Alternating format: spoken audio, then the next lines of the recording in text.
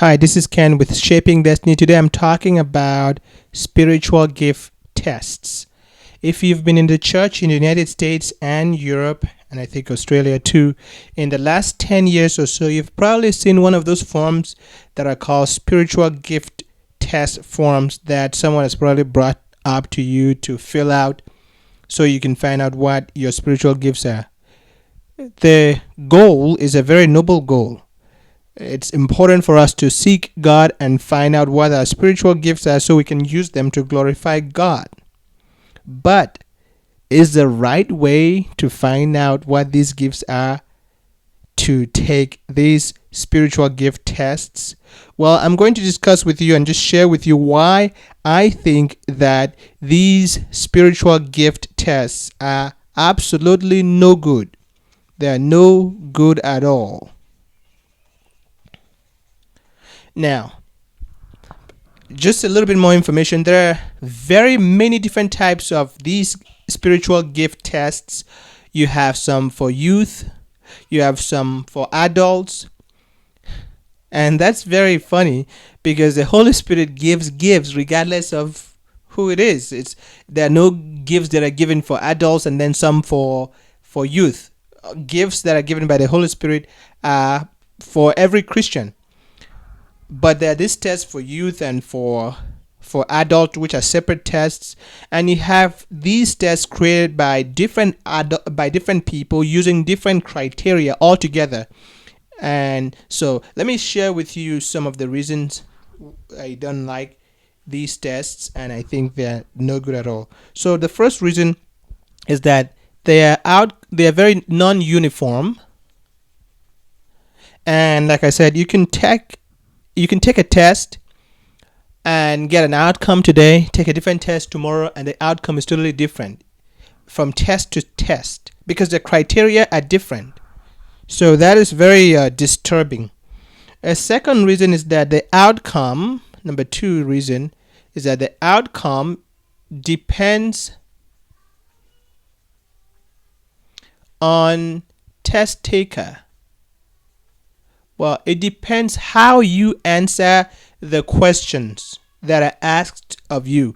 Now, we know that many people do not know how to appraise themselves accurately. Some people have a very inflated view of themselves, and others have a very deflated view of themselves. They think that they never do anything good, and some here who have an inflated view of themselves think everything they do is good. They think they have every single gift on earth.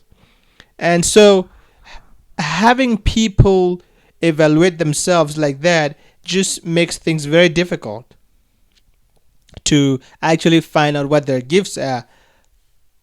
The third reason is that there's a lot of variation within the Christian community as to what the gifts are, that's their definition, and their distribution within the Christian community. So what do I mean by that? Some Christians think that some gifts have ceased.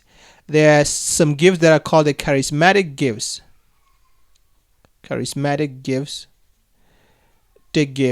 And some believers believe that these gifts have ceased. Gifts like the gift of tongues, the gift of prophecy, the gift of miracles, the gift of healing, the gift of wisdom, the gift of the word of knowledge, and gifts like that those gifts have ceased. Well, others believe that they still exist. Many people too believe that, while a huge part of the Christian community believe that they've ceased. It just depends on who writes the test. Because if a person who believes that they exist writes a test, it's going to be a different test. A person who believes that they don't writes the test, it's going to be a different test. So that's a problem too. The fourth reason is that the Holy Spirit alone gives these gifts. Gives these gifts. He's the only one, biblically speaking, who can show you what your gifts are. Some tests is not going to do that. Now, another problem that I have with this test is that they are very new. They just came up in the last 10 years or 15, 20 years at the most. Well, Christianity has been around for 2,000 years. A simple question to ask is, how have all the believers over the 2,000 years found out their spiritual gifts, since these tests are just at the most 20 years old? Is it fair for God to have kept such an important test that will help people, show them what their gifts are, and then just give the test now? That's something to consider. It's not like a strong point to say, okay, it's impossible, but that's something to think about. And see, there are many reasons. If you've done some work in science and statistics, you just see these tests, they make no sense at all. You can't trust them. So yeah, those are my reasons for not trusting these tests, and I actually think these tests are no good. They're a waste of time. The better way to seek out and find out what a person's gifts are is to pray a lot, to fellowship with other believers.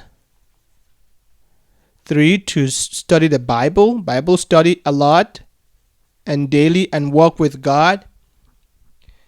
And when you start doing these things, you surrender yourself to the Holy Spirit. Surrender to the Holy Spirit. Number 4 would be surrender to the Holy Spirit, and that's called brokenness, so that the Holy Spirit can lead you.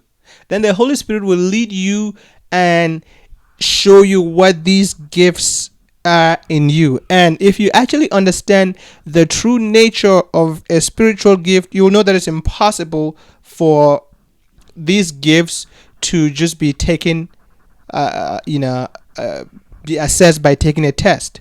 And in the next video that I'll do, I'll talk about what a spiritual gift is, and that will really clear some of the misunderstanding. Well, that's it for this video. Thanks for watching. Please leave a comment and let me know what you think about spiritual gift tests. If you've taken them, did they work for you? If they worked for you, how did you confirm to make sure that the results that you took from the test were actually valid? Some people are reporting that the tests are working. That's why the tests are still gaining some momentum out there. So let me know your story, and I'll appreciate it. Thank you.